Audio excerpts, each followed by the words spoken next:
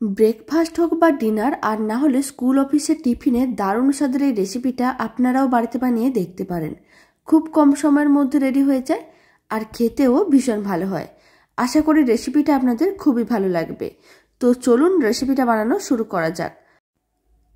নমস্কার, আমি রুমি, আপনাদের সবাইকে আবারও একটা দারুণ স্বাদের রেসিপিতে স্বাগত। প্রথমে একটা মিক্সির জার নিয়েছি, তার মধ্যে দিয়ে দিচ্ছি মেজারিং কাপের 1 কাপ সুজি। এখানে 150 গ্রামের মতন সুজি আছে। এবার আমি ওই মেজারিং কাপের 1 কাপ জল দিয়ে দেবো। যতটা আমি সুজি নিয়েছিলাম ঠিক ততটাই জল দিয়ে দিচ্ছি। পুরো জলটাই কিন্তু মিক্সির জারের মধ্যে দিয়ে দিতে হবে।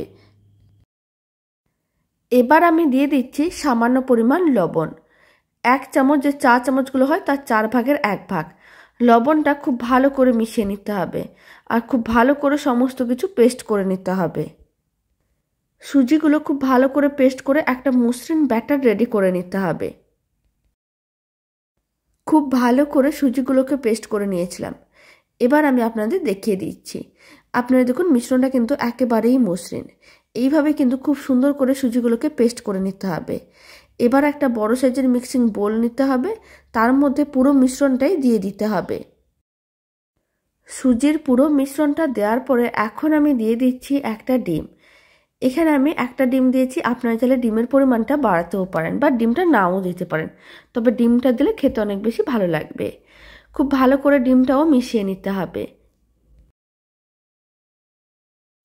ডিমটা খুব ভালো করে মিশ্রণটার সঙ্গে মিশিয়ে নিয়েছিলাম। এবার আমি দিয়ে দিচ্ছি বেশ কিছুটা পরিমাণ জল। জলটাও খুব ভালো করে মিশিয়ে নিতে হবে, কারণ ব্যাটারটা একটু পাতলা করে বানাতে হবে।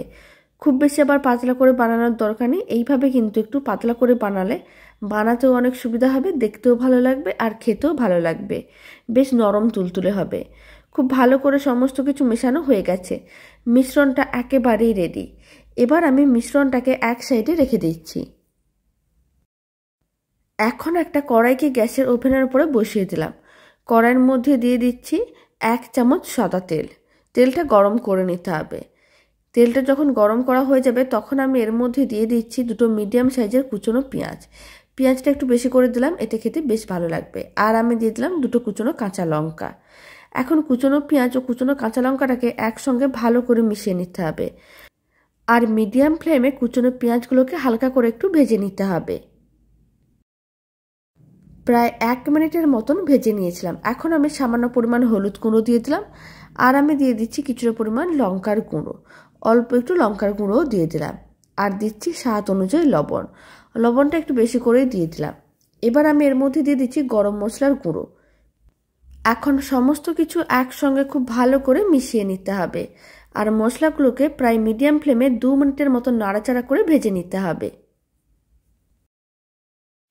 মিডিয়াম ফ্লেমে 2 মিনিটের মতন মশলাগুলোকে নাড়াচাড়া করে ভেজে নিয়েছিলাম। মশলাগুলো কিন্তু লাল লাল হয়ে ভাজা হয়ে গেছে। এবার আমি কড়াইয়ের মধ্যে দিয়ে দিচ্ছি আগে থেকে সেদ্ধ করে রাখা একটা আলু। একটা বড় সাইজের আলুকে এরকমই চৌকো চৌকো পিসে কেটে তারপরে আমি সেদ্ধ করে রেখেছিলাম। এবার সেদ্ধ আলুগুলো মশলার সঙ্গে খুব ভালো করে মিশিয়ে নিতে হবে। তারপরে এইভাবে একটু ভেঙে নিতে হবে বা ম্যাশ করে নিতে হবে। সমস্ত আলুর টুকরোগুলোকে এইভাবে হালকা করে একটু ম্যাশ করে নিয়েছিলাম, তবে আপনারা চাইলে পুরোপুরি ম্যাশ করেও নিতে পারেন। আর না হলে এইভাবে হালকা হালকা করে একটু টুকরো টুকরো করেও রেখে দিতে পারেন, এতে কিন্তু দেখতেও ভালো লাগবে, খেতেও ভালো লাগবে। আলুর পুরটা রেডি হয়ে গেছে। এবার ফ্লেমটা অফ করে এক সাইডে রেখে দিয়েছি।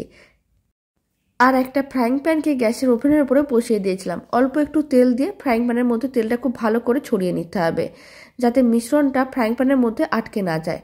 খুব বেশি তেল না, এইভাবে অল্প তেল দিয়ে খুব ভালো করে ছড়িয়ে নিলাম।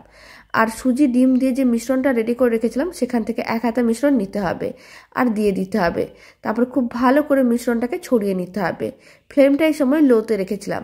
যখন মিশ্রণটা খুব ভালো করে ছড়ানো হয়ে যাবে তখন ফ্লেমটা মিডিয়াম টু হাইতে করে দিতে হবে আর এইভাবে কিছুক্ষণ রেখে দিতে হবে যতক্ষণ না মিশ্রণের ওপরের অংশটা শুকনো ভাব আসছে।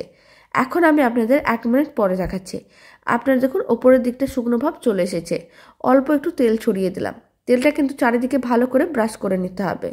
যখন তেলটা খুব ভালো করে চারিদিকে ব্রাশ করা হয়ে যাবে তখন এইভাবে একটু উল্টে পাল্টে নিতে হবে, যাতে উল্টো দিকটাও ভাজা হয়ে যায়। এই দিকটা কিন্তু হালকা করে ভাজা হয়ে গেছে। এবার যে আমি আলুর পুরটা রেডি করে রেখেছিলাম সেখান থেকে কিছুটা পরিমাণ আলুর পুর নিয়ে নিলাম আর আলুর পুরটা এইভাবে একটা সাইডে লম্বা করে দিয়ে দিতে হবে। তারপরে কিন্তু এইভাবে ফোল্ড করে নিতে হবে।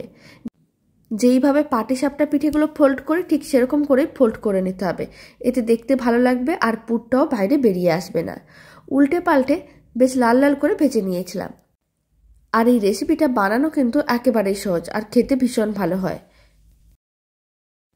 পাটিসাপটা পিঠের মতন ফোল্ড করে নেওয়ার পরেও এইভাবে একটু উল্টে পাল্টে দুদিকে লাল লাল করে ভেজে নিয়েছিলাম। এবার তুলে এক সাইডে রেখে দিচ্ছি।